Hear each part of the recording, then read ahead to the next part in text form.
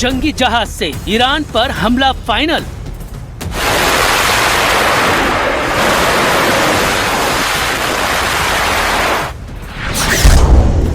Trump का operation freedom, Iran का बचना नामुमकिन।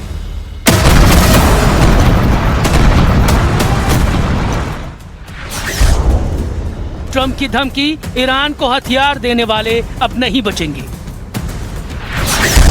ईरान के मिसाइल अलर्ट से खाड़ी में एयर इमरजेंसी।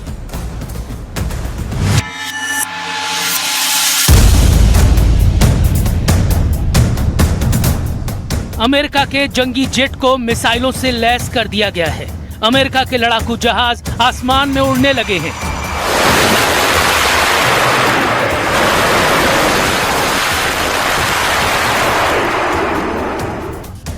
अमेरिका सबसे भयानक हमलों के लिए रेडी है, क्योंकि अब की बार ईरान ने हमलों की शुरुआत की है। ट्रंप को चैलेंज देकर ईरान ने संयुक्त अरब अमीरात को ड्रोन और मिसाइल हमलों से दहला दिया है। ईरान ने अमेरिकी नौसेना के युद्धपोत पर मिसाइल हमले का दावा तक किया है। ईरान की फार्स न्यूज एजेंसी ने बताया है कि जास्क के पास अमेरिकी नौसेना के जहाज पर 2 मिसाइलें गिरी हैं।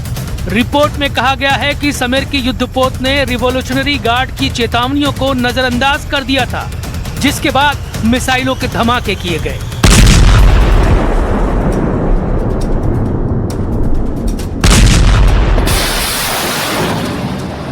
ईरान के सभी फ्रंट एक्टिव कर दिए गए हैं। खाड़ी देशों और अमेरिका से ईरान टक्कर ले रहा है, तो इजराइल पर हिजबुल्लाह फाइटर ने धावा बोल दिया है।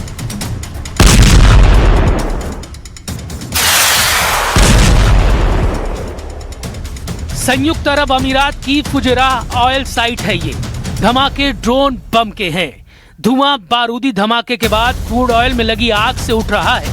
यूएई ने जानकारी दी है कि उसके एयर डिफेंस सिस्टम ईरान के ड्रोन और मिसाइलों को रोक नहीं पा रहे हैं, जबकि यूएई ने अपने सभी एयर डिफेंस सिस्टम से अंधाधुंध मिसाइलों की बौछार कर ईरान के ड्रोन तूफान को रोकने का ऑपरेशन ऑन कर रखा है, क्योंकि ईरान की मिसाइल हमलों के अलर्ट से यूएई के 7 अमीरात में सायरन बज रहा है। फुजैराह मीडिया कार्यालय ने जानकारी दी है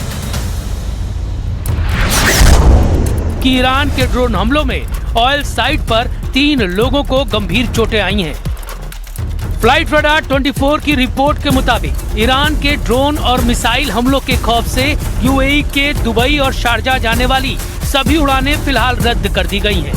ईरान के भीषण हमलों से भड़के ट्रंप ने धमकी दी है कि ईरान को धरती से मिटा दिया जाएगा। ट्रंप ने चेतावनी दी है कि अगर ईरान अमेरिकी जहाजों पर हमला करता है तो उसे धरती से मिटा दिया जाएगा। ट्रंप ने ईरान से युद्ध को मिनी वॉर बताया है। ट्रंप का दावा है कि ईरान के पास युद्ध लड़ने के लिए न नेवी बची है, न कोई जंगी हथियार। I call it a mini war because that's all they are. They don't have a navy anymore. Think of it. They had 159 ships. How many do they have left, Kelly? Out of 159, take a guess. She's very smart. 0. 159 ships. In the first 2 weeks, 159 ships. Trump जिसे mini war समझ रहे हैं, Iran ने उसे अपनी सबसे बड़ी लड़ाई बना रखा है। ईरान ने हॉर्मुज स्ट्रेट की तरफ झांकने वालों को बर्बाद कर डालने का ऑपरेशन शुरू कर दिया है। हॉर्मुज का नया नक्शा जारी कर ईरान ने पूरे इलाके में विस्फोटक लड़ाकू बोट्स की तैनाती कर दी है।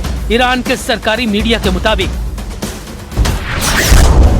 नए नक्शे में तेहरान के सैन्य अधिकार क्षेत्र की पश्चिमी सीमा ईरान के केशम आइलैंड और यूएई के अल क्वैन के बीच खींची गई है। पूर्व की ओर ये सीमा ईरान के माउंट मुबारक और संयुक्त अरब अमीरात के फुजैराह को जोड़ने वाली रेखा तक फैली हुई है। रिवॉल्यूशनरी गार्ड्स के कमांडर यादुल्लाह चवानी ने इस रेंज में आने वाले दुश्मनों को जो धमकी दी है, उसे सुन लीजिए। کشتی که میخواد رد بشه ترددی داشته باشه باید با اجازه نیروهای مسلح جمهوری اسلامی این کار انجام بده تا از امنیت برخوردار باشه. هر شناوری مال دشمن متخاصم بخواد رد بشه. अमेरिकी नेवी होर्मुज के रास्ते में फंसे जहाजों की मदद में जुटी है, लेकिन ईरान ने ट्रंप के प्रोजेक्ट फ्रीडम को प्रोजेक्ट डेडलॉक बना दिया है। ईरान ने आरोप लगाए हैं कि होर्मुज स्ट्रेट में अमेरिका ने 5 बेगुनाह नागरिकों की हत्या कर दी है।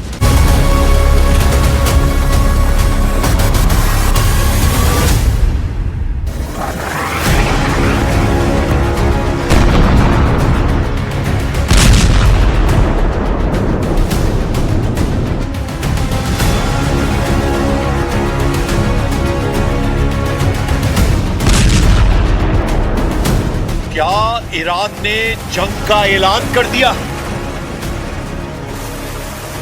क्या मिडिल ईस्ट में जंग की भट्टी बारूद से जलने लगी है?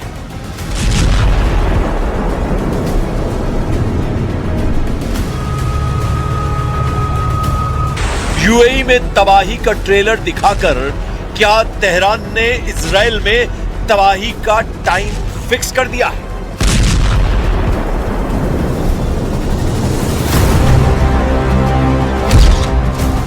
यूएई पर हमला ट्रेलर, तेल अवीव में फटेगा टाइम बम। हिजबुल्लाह का खेल बदल गया मिडिल ईस्ट का युद्ध। लेबनान में 24 घंटे में 40 बम फटे। इजराइल ने दावा किया कि उसने एक साथ हिजबुल्लाह के 40 ठिकानों को तबाह कर दिया।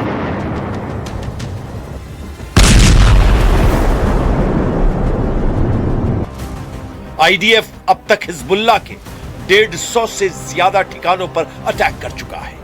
8 अप्रैल को उसने सबसे बड़ा हमला किया था। 10 मिनट में 100 से ज्यादा स्ट्राइक की। 27 अप्रैल को आईडीएफ ने पूर्वी लेबनान में, बेका वैली और दक्षिणी लेबनान में, बिन जेबिल में हिजबुल्लाह के इंफ्रास्ट्रक्चर को निशाना बनाया। 2.5 साल जंग लड़ने के बाद भी इजराइल के हाथ खाली हैं। क्या हिजबुल्लाह का हथियार छीन पाए नेतन्याहू? क्या दक्षिणी लेबनान पर कब्जा कर पाए नेतन्याहू? क्या तेहरान को डरा पाए नेतन्याहू? इजराइल के सेना का दावा है कि अक्टूबर 2023 से अब तक उसने हिजबुल्लाह के 3,500 से ज्यादा ठिकानों पर हमले किए हैं। 1,000 से ज्यादा ऑपरेशन को अंजाम दे चुका है, जिसमें 800 से ज्यादा तो सिर्फ एयर स्ट्राइक है। सैकड़ों हिजबुल्लाह कमांडर्स को मार चुका है। उनकी मिसाइल और रॉकेट क्षमता को 80% खत्म कर चुका है। लेकिन पिछले हफ्ते ही हिजबुल्लाह ने इजराइल की सेना को चौंका दिया। हिजबुल्लाह के ड्रोन अटैक से आईडीएफ की बटालियन हक्का बक्का रह गई। इजरायली सेना की यूनिट में अफरा तफरी मच गई। ड्रोन अटैक को नाकाम करने के लिए आईडीएफ के सैनिक इधर से उधर भागने लगे।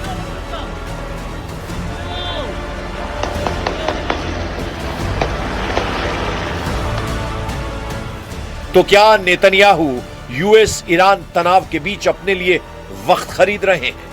हॉर्मुज की उलझन के बीच हिजबुल्लाह को खत्म करने की स्क्रिप्ट लिख चुके हैं?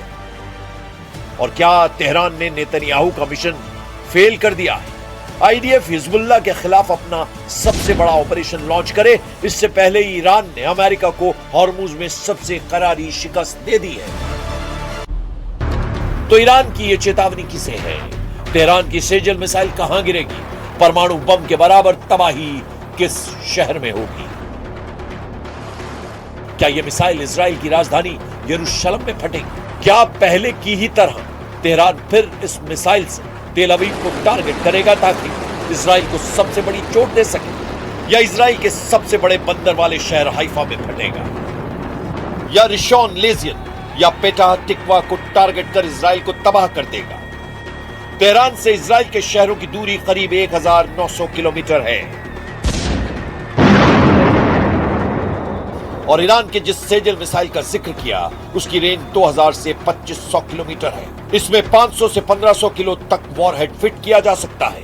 इसकी रफ्तार 13 मैक यानी 16,000 किलोमीटर प्रति घंटा है। חזקה מאי פעם, וישראל תמיד חייבת להיות הרבה יותר חזקה מהאויבים שלנו.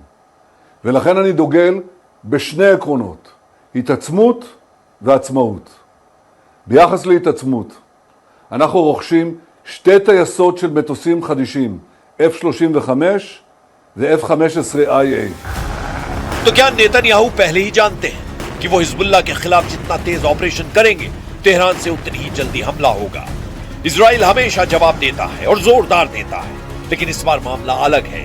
सामने कोई एक देश नहीं बल्कि एक ताकतवर नेटवर्क है।